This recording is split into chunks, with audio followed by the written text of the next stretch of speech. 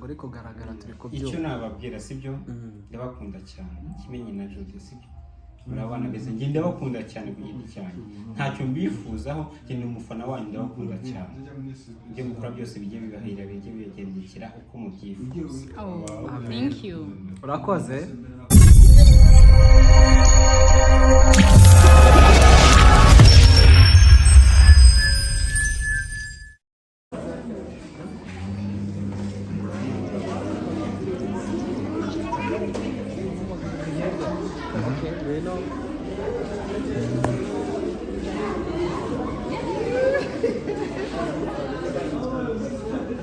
Okay, tugiye gukora intro. Hello, hi, beautiful people. We hope you're doing well. Yes, welcome back to my YouTube you know, channel. We love you so much. Yeah, welcome back to our YouTube channel. UK family. This Ibi byaranze weekend yabaye so uyu munsi twagiye gusura. Tugiye kubereka how we spend our weekend. Yes. So guys, nko mubizi new Okay, turabakunda cyane tugiye kwereka weekend yacu ukuntu yagenze from Friday and yeah kugeza kuri Sunday. Yes. Right? From Saturday. Oh, don't forget to subscribe. Okay, noneho guys, ukuntu bimeze ukuntu weekend yacu yagenze uno munsi twe turi kuwa gatandatu twaje gusura abana bita twaje gusura abana bita African Mirror Kids. African Mirror ya Mirror. Okay. Dancer. Yes, African Mirror dancer. So bereke dore bano bana bose naba African Mirror. Make some noise.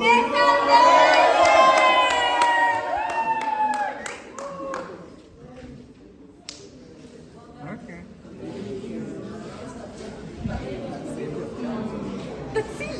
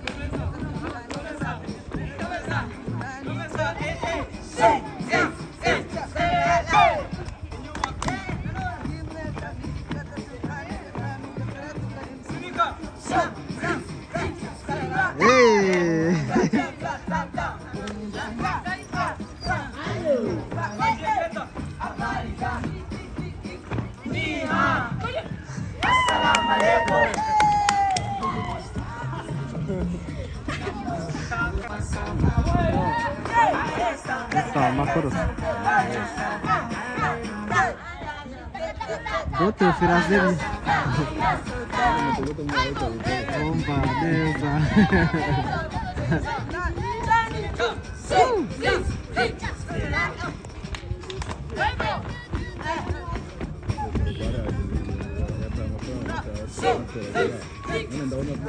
Umumotari niwe yakora.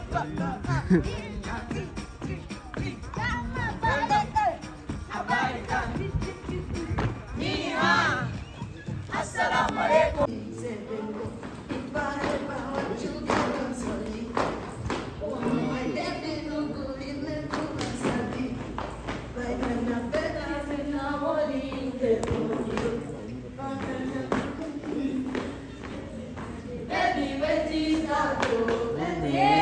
For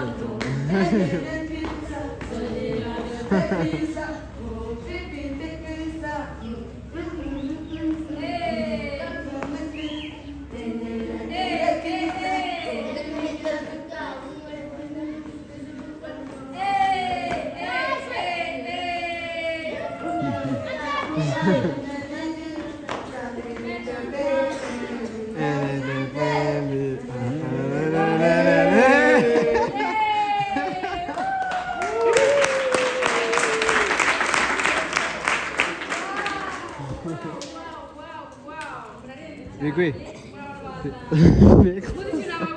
Never go next time.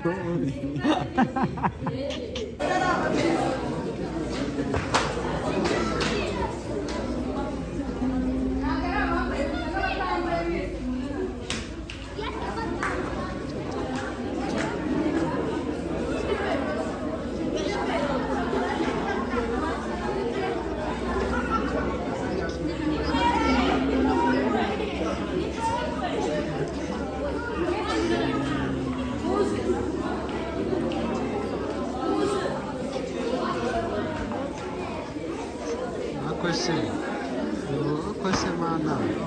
Abatoya imbere, abana batoya imbere. Abatoya mwese imbere. Naho ndamuhagarira. N'abantu mwese.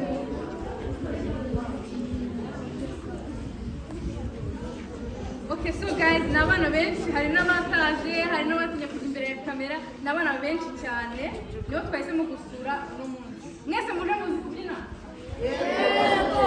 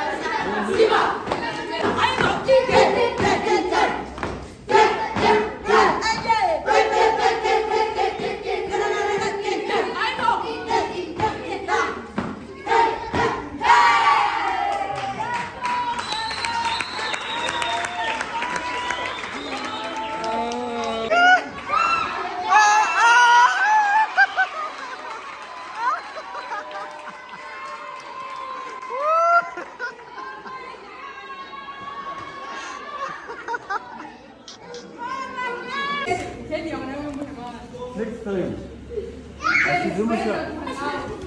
Sibyo? So guys, kugira ngo Sarba muri gihe kintu uvuga nawe. Okay, bagavuga ngo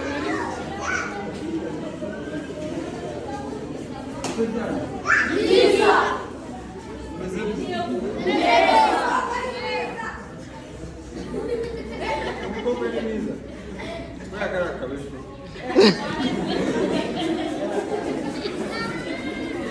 Amakuru yanyu Lisa. yenda ranga bintu kugira ngo uza ko mu ngaruka ariko rero ingaruka yabazana ibintu sibyo Yego. kindi yego ndabana afite imana impano abafite iterambere sibyo ariko ntabwo watera imbere udafite disipurine sibyo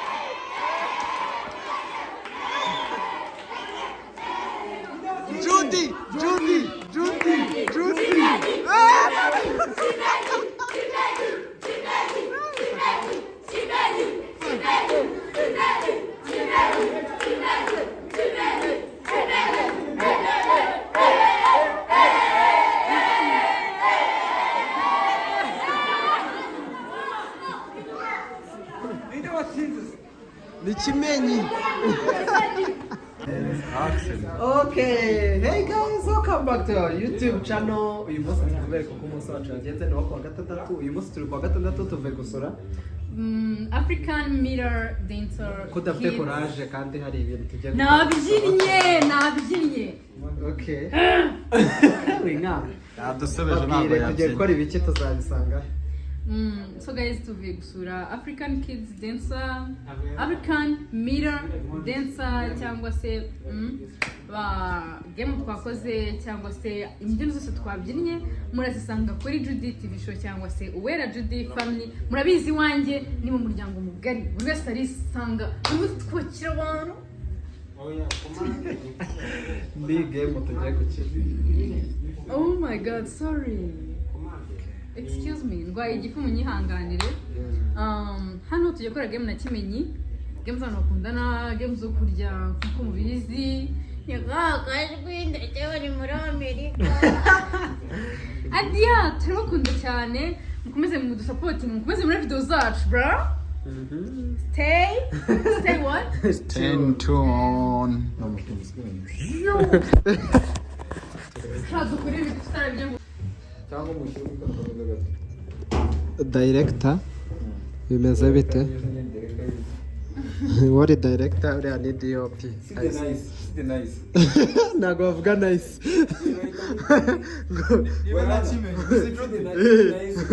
ngo wa mukameramani ngo kaga none ntabwo wa mukameramani ngo kaga kameramani ngo kaka aze kuki mwanga abantu babita gutyo. oye ibyo bintu ni bya kera wandi bakubwira ngo attention ngo fata karabyo ngo gira kuno ngo ende 3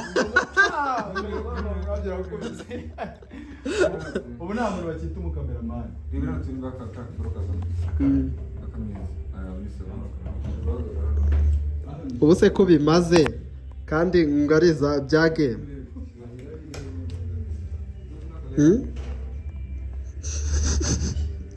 Kizuelo akurikesha murebe ukuntu ari kesha she ko naratomboye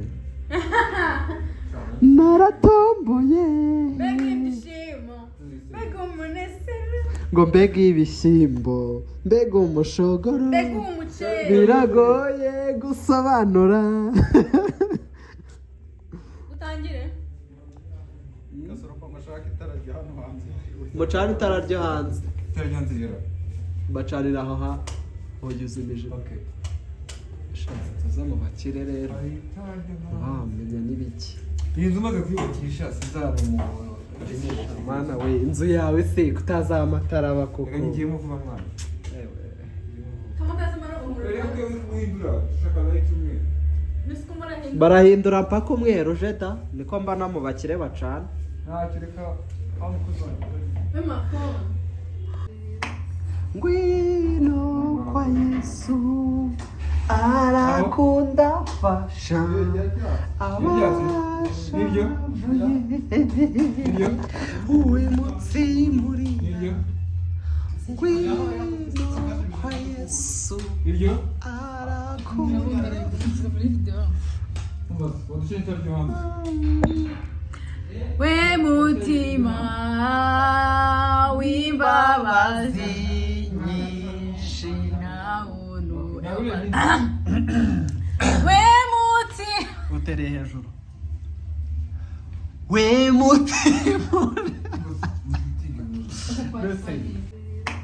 ngwino kwa yesu arakunda fasha abasha Nibyo? Nibyo? uwimutsi muri Nibyo? ngwino kwa yesu Nibyo? arakunda muri video. Wadushyira itara ryo hanze. We mutima w'imbabazi nyinshi nawunu we muti utereye hejuru we mutima ntabwo uri kugaragara turi icyo kubyumva nababwira sibyo ndabakunda cyane kimenyi na Jude sibyo murabana beze njye ndabakunda cyane ku giti cyanjye ntacyo mbifuzaho njye ni umufana wanyu ndabakunda cyane ibyo mukora byose bijye bibahira bijye bibagendekera uko mubyifuza thank you. urakoze abafana bandi bacu bari abafana bandi bacu ngabo umufana abafana nibwo mudasoza abafana mukomere mumere neza turabakunda turahorana nkanjye muri inyuma ya kamera ntabwo munzi nisoropa muramuzi we niwe uri inyuma y'amashusho yose yo kwa Salomo abafite akazi mu makazi ndabesha Jude Oya pe. nkeneye akazi kenshi cyane ufotora no mu makwe ndafotora ndavidoera filime indirimbo byose no mu makwe urabikora byose kabisa nzagutumira iwanjye dufite dufite ubukwe nge na noza buriya Salomo ari mu biki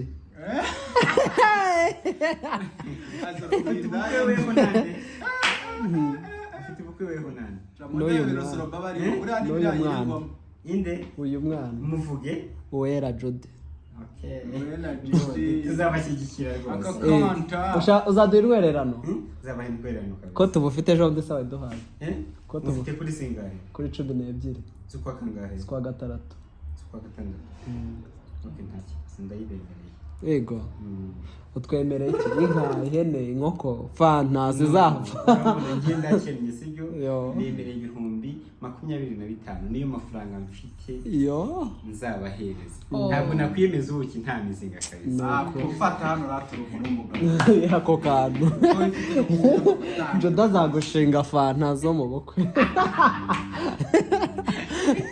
ifanta zo mu bukwe guys nanjye hari ikindi kintu ushaka kuvuga ikintu ushaka kuvuga ni iki ngiki ni kimwe ese murebye mu by'ukuri mubona Jude afite imyaka ingahe mubona Kimenyi afite imyaka ingahe ako kantu ati physically baturebye babona reka musubize subiza ubwo ni ubusutwa oya ubusutwa bwahe njyewe ndabizi ko abantu benshi babyibaza niyo mpamvu ntago babyibaza None se kuki icyo kibazo utakitubajije ukajya kukibaza abantu oya ntabwo nyibabaje abantu nibo batubyaye ndashaka ko bimajina bimajina imyaka yacu ubundi tukareba ufombora cyangwa ugenekereza uzi impamvu mbivuze ejo bundi twari turi kuri seti noneho ubwo turavuga ngo ngere kamwibwira akantu keza abanza soze wibwiye afite ubujaje ngaho vuga reka njyewe insutwa nivugira barakoze kubyemera aha Soromba nta kintu afite cyo kuvuga uyu ni umushuti wacu Alphonse rero aba afite amarokesheni menshi atandukanye bazamwegera abahera Kimenyi araza kubaha nimero ziwe abantu bari hanze y'igihugu cyangwa bari mu gihugu baba bakeneye location za kuraramo cyangwa za gukoreramo ibintu bitandukanye uyu muhungu wacu rwose arabibafashamo komeza nk'uko twari turi kuri seti ejo bundi rero twari turi kuri seti nuko umuntu atera agakomante aravuga ngo Judy ngo ameze nk'agaki nk'agapupi sibyo ameze nk'agatuni kandi ubuntu bw'agatuni tumenyereye ko nyine hari ubw'ubupupe nyine ubona agashimisha ari akantu k'agapupe noneho impamvu mbivuze ibyo bintu nshaka kumenya abantu batekereza nkanjye ko ari mucece neza katuvugisha ukuri Judy ni sugar mami imyaka 35 data mubona makumyabiri abuze imyaka 15 kunyumva Kimenyi bazamufunga bazavuga ngo ari ariko ibintu bigezweho agezweho ba sugar mami ariko umwana niyo yaba ari sugar mami she looks to be a sugar Okay, sugar mami but she looks to be a Oya, ibyo sugar bavuga kuri Judy ntabwo ari sugar mami no Judy ni umwana ukiri mutoya ntabwo ari under 18 sibyo ariko nanone ntabwo ari mukuru nanone kuko ibyo bamwita sugar mami yewe ndashita uyu Judy ntabwo ari hejuru y'imyaka urasheta ngahe yaba y'umukobwa urumva urusha ubwiza Judy I swear the name of God nzemera gushyira ibihumbi ijana nawe bizeri ntawamusimbura mu Rwanda sheri wawe ni nka bangahe ubwo sheri wawe abe yumva reka maze tuvuge mu bintu by'ukuri ibintu biri muri sensibility y'uburezi umva ratamubwira mu Rwanda urumva Judy niwe mukobwa wa mbere ufite agasura keza tujye tuvugisha ukuri tuvugisha ibintu by'udushyari ikindi niwe mukobwa okay agateye neza ntabwo ibinyashi byari binini ntabwo araringaniye kameze neza biri mu rugero so tubwire na defo yewe byiza gusa nabibagira defo yakunda kurya oya icyo si ikibazo kurya ubu se atariye ariko defo ziwe ntacyo zintwaye ni mwiza afite utunwa twiza afite utwiso twiza gateye neza ni umukobwa represented nyine washobora gupresentinga ahantu aho ari hose ari humble ari cool akunda gukora ari hard working lady so abo nibo bagore twifuza twe mu buzima bwacu urumva ngo naratomboye kimwe waratomboye pe wera yaba mu buzima none se reka mubwire ukuntu muri kumvuga hano wandina abose kajuda banze yitere ku manje reka atashyira ijambo rimwe tuvuga amagambo meza ko uyu muhungu aba afite amapartema tuzatanga nimero ye abanyamahanga bajye muhamagara n'abantu bashaka mujye muhamagara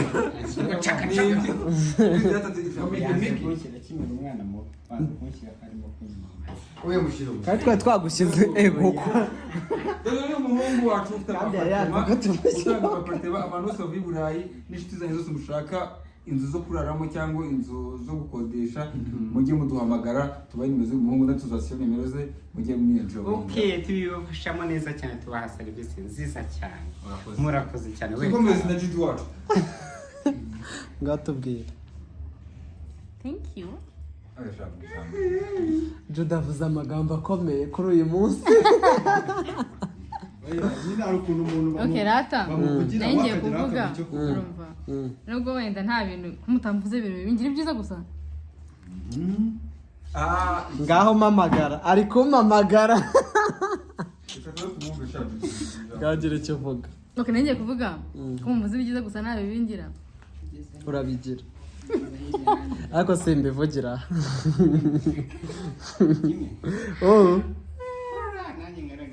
ego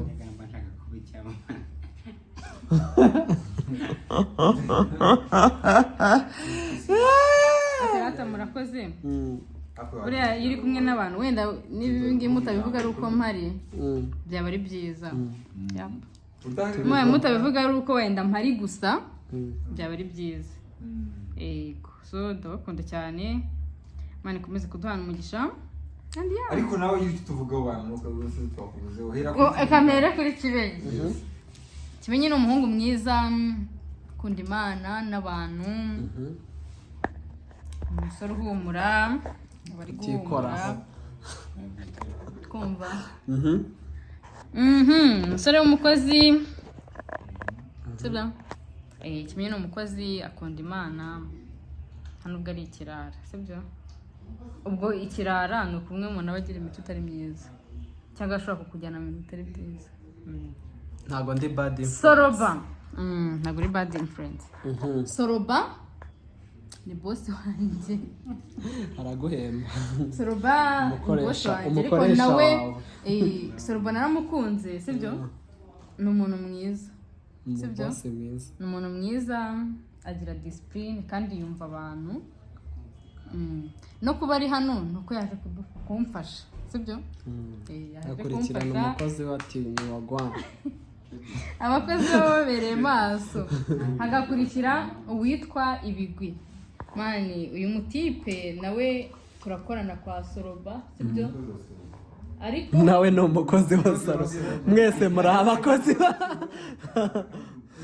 Ibigwi rero ukuntu namamagaye ntabwo numvaga ko ari buboneke namamagaye nyine kumvuga ati ushobora gukunda cyangwa se bikunda gusa nyine natunguye no kumubwira ati nta kibazo kandi namubwiye ntanamuteguje ako nyine mani ikintu abashije kubona cyo nuko agira ubwitange ndahavuye kuba twari dusanzwe dukorana mani wakoze mani guha umugisha sibyo Touching my heart hakaba hari n'undi muntu witwa Alphonse Nyiramazu nyiribyondo Nyiramazu rero kwa Soroba Landlord afite apartment menshi sibyo afite apartment menshi yagufasha aba ari mu Rwanda cyangwa atari mu Rwanda ukeneye kuba wenda ukeneye nk'ahantu ho kuruhukira by'amasaha makeya cyangwa se ijoro rimwe cyangwa se unavuye hanze wenda uvuga ati nshaka ahantu mba ndi mu Rwanda kandi heza hafite isuku kandi hari safe Alphonse abigufashamo Allo so guys thank you yes turabakunda cyane turacyabereka weekend yacu ntabwo irarangira nko mubizi it's a weekend vlog duhure ejo muri arena uzaza ari bare andi kuri hajye so bazaririmba oya kuri bizo zaririmba tubageje muri arena tugiye gutwika show ngo ni awena guys ni ibyo ngibyo by'u Rwanda ibyiza by'u Rwanda ufite muri yabonetse